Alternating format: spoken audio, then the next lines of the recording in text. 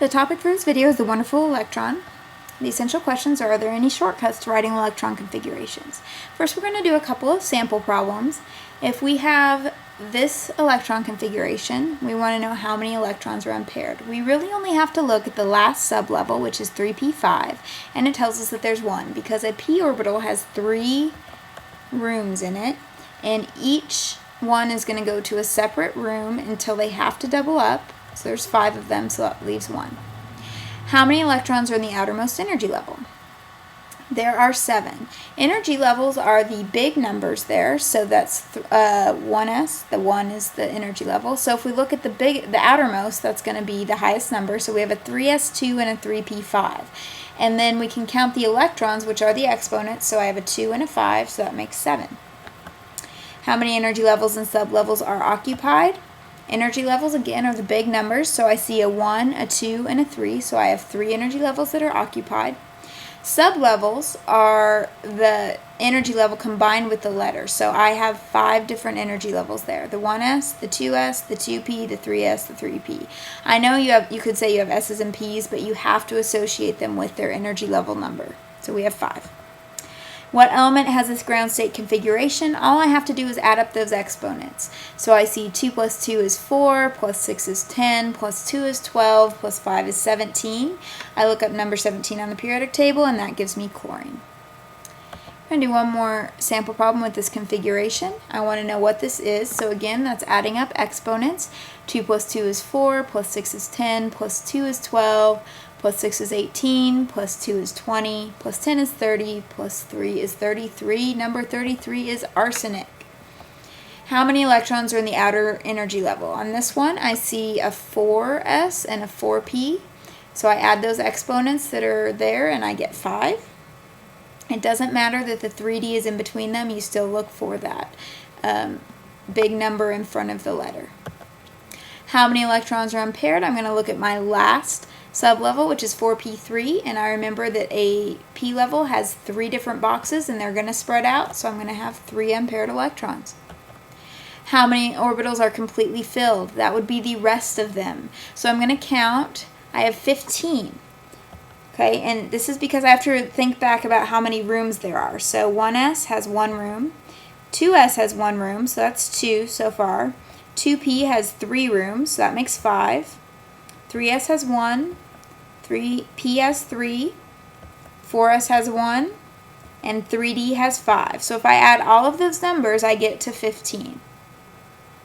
And then that 4p, of course, is the one that's not completely full yet. So we have been looking for shortcuts for electron configuration because when you get a lot of electrons, it can be pretty tedious. So we can use the noble gases. So to represent the first 10 electrons, instead of writing that all out, we can just write out neon. We write an Ne with the square brackets around it, and then we continue on from there.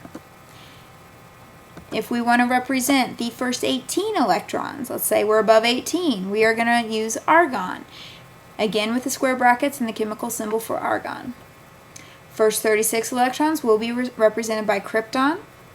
First 54 will be represented by xenon.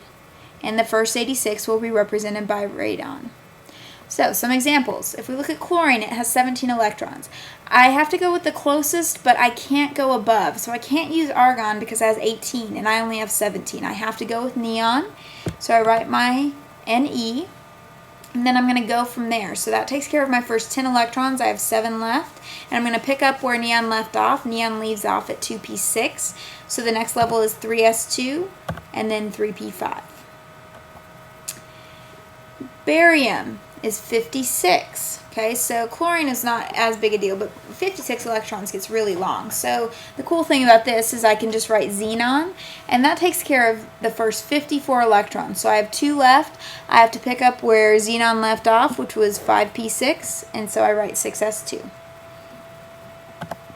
Okay, zinc has 30. So again, I cannot go with krypton because it's above. I have to go with argon, which leaves me 12 to write. Argon ends with 3p6, so I'm going to start with 4s2 and 3d10. Uranium is 92. Okay, so that's a really big one. I'm going to start with radon, and then that just leaves me 6 left. I'm going to go with 7s2, 5f4. Silicon is 14, so I can't go with argon because it's too big. I have to go with neon. And then 3s2, 3p2.